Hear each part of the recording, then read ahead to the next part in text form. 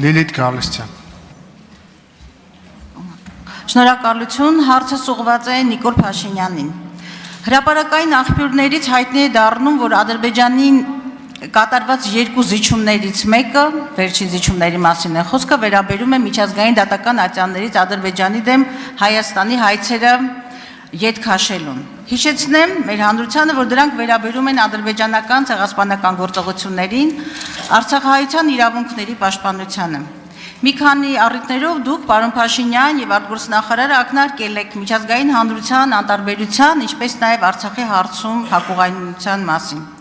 Սակայն նվազագույնը վերջին շրջանում մի քանի միջազգային փաստաթղթեր կան, որոնք բավական լուրջ քաղաքական ներուժ ունեն Արցախահայության իրավունքները պաշտպանելու համար։ Դրանց թվում են միջազգային արդարադատության դատարանի նոյեմբերի 23 թվականի ժամանակավոր միջոցները եւ Եվրոպական խորհրդարանի 2 եւ հատկապես վերջին բանաձևը, որը ադրբեջանական գործողությունները գնահատում է իբրև էթնիկ զտում եւ նաեւ կոչ է հողում ապահովել հայերի անվտանգ վերադարձը, պահանջում հայ գերիների ազատ արձակում։ Շվեյցարական նախաձեռնությունը եւս գնահատելի է եւ հակառակ Ալիևի այն պնդումներին հռետորաբանությանը, թե Արցախյան հարցը փակված է, այնուամենայնիվ Շվեյցարիան պատրաստական է բանակցային հարթակ տրամադրել եւ կարեւորում է հայ գերիների վերադարձը։ Գերիների վերադարձը կարեւորում են Մայքլ Վոլցը, ԱՄՆ անվտանգային հարցերով խորհրդական նախագահի, Անիտա Հիպերը եւ արտաքին հարաբերությունների անվտանգության հարցերով գլխավոր խոսնակը։ Կարող է ելի փաստեր բերել, բայց ձևակերպեմ հարցս։ Ինչպես է պատրաստվում իրացնել այս գործիքները Հայաստանի կառավարությունը, քաղաքական կապիտալը կամ միջազգային քաղաքական կապիտալը, ես այդպես կասեի, կառավարությունը եւ շատ ավելի կոնկրետ ինչ գործողությունների ծրագիր է մշակել Հայաստանի Հանրապետության կառավարությունը գերիների վերադարձի ուղղությամբ։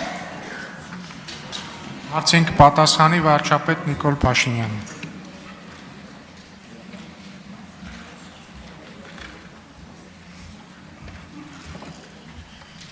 Շնորհակալ եմ Տիկին Գալստյան հարցի համար։ Գերիների վերադարձի հետ կապված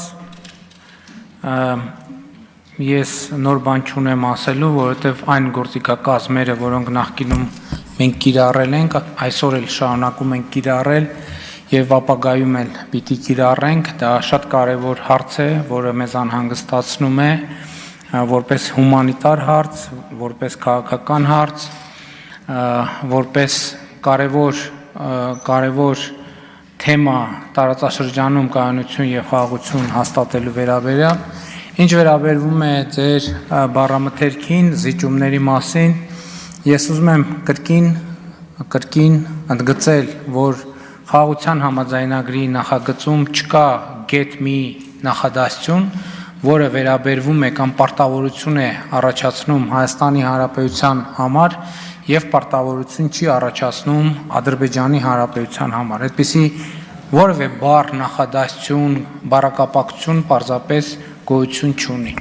Եվ ընդհանուր առմամբ իրադրությունը գնահատելու համար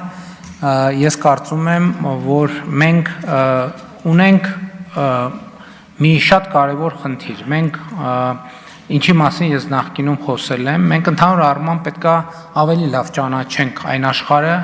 որում ապրում ենք, այն կանոնները, որոնք գործում են այդ աշխարհում, այն միջավայրը, որում մենք գործում ենք, ֆունդամենտալ առումով դուք գիտեք եւ դա եղել է հրապարակային, ըստ էության վերջին տարիները մեզ համար հենց այս նպատակին են ծառայել, որպեսզի մենք տեսնենք, թե որտեղ է, որ մենք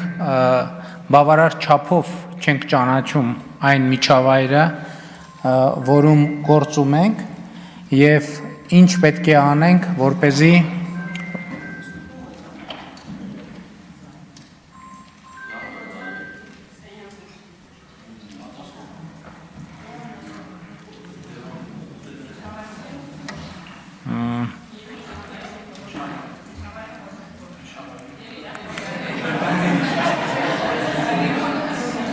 միացրեք պարոն Եղոյանի բարձրախոսը։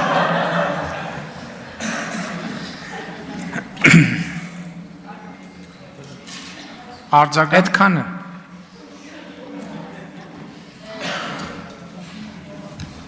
Պարոն Փաշինյան, շատ տխուր է, եթե ոչ մի բանի մասին, ճիշտ ասած, երևի ձեզ օգնեց այս ինչ որ անպատասխան զանգը, որ ավարտեք ձեր ոչինչ ասող խոսքը, բայց նախ ուզում եմ մի գնահատում անել։ Հայցերը հետ վերցնելով դուք թույլատնում եք Հայաստանի դիրքերը։ Սա կարևորագույն գնահատում է։ Երկրորդը, ես խորը համոզվածություն ունեմ եւ մեր հասարակությունը անկախ Հայաստանի իշխանության կառավարության գլխում ովքեր են եւ ինչ է քաղաքական ուժ, Լեռնային Ղարաբաղի բնակչության իրավունքների հետապնդումը եւ ճակատագիրը որպես հանրապետություն նախ եւ առաջ Հայաստանի Հանրապետության կառավարության պարտականությունն է։ Այն որ զիջումները ավելի քան համարձակ են, դուք հերքում եք զիջումները, այդ մասին խոսեց նույնիսկ Գերմանիայի արտգործ նախարարը, ողջունելով այս ճակերտավոր խաղաղության ընթացքը։ Իսկ զիջումները առանց փոխադարձության չեն լինում։ Այո, ես հասկանում եմ անվտանգային այն մղձավանջը, ինչի մեջ նաև ձեր քաղաքական իշխանության եւ քաղաքական պատասխանատվության եւ արժանապատվի արդյունքում հայտնվել է Հայաստանը, բայց ինչու չեն գործադրում փոխադարձության սկզբունքը։ Դուք հրաժարվում եք բոլոր գործիքներից, որոնք մեզ ուժեղացնում են, հետո ասում եք, թե դուք ոչինչ չեք զիջում, եւ հետո մենք ունենք այն դատավարությունը, որ ունենք միջազգային բառապաշարով unlawful detention, ապօրինի դատավարական գործընթացներ, եւ դուք կարծես թե ասելիք չունեք։ Ես կոնկրետ հարց էի տալիս գերիների վերադարձի ուղղությամբ Հայաստանի Հանրապետության կառավարությունը ինչ գործողությունների ծրագիր ունի։ Ես կարծում եմ սա 5-րդ կամ 4-րդ անգամ եմ այս հարցը բարձրացնում։ Սա մեր հավաքական արժանապատվության հարցն է։ Տիկին Գալստյան, հայցերի հետ վերցնելու պահը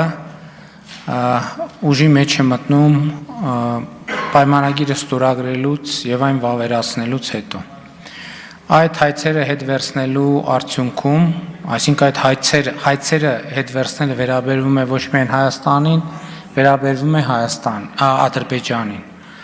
Այդ հայցերը հետ վերցնելու արդյունքում ինչքան Հայաստանն է, ինչպես դուք եք նշում, թուլանալու, այնքան թուլանալու է Ադրբեջանը։ Այսինքն սա ֆունդամենտալ արձանագրումն է։ Երկրորդը, որը շատ ավելի ֆունդամենտալ մի հարց կա,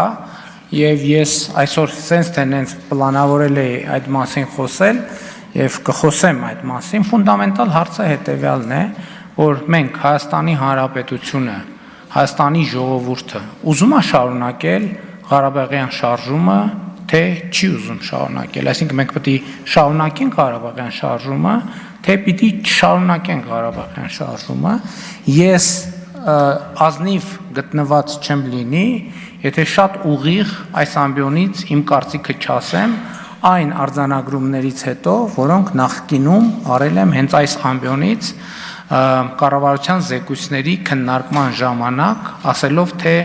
ինչ դերակատարում է, ինչպես է օգտագործվել Ղարաբաղյան շարժումը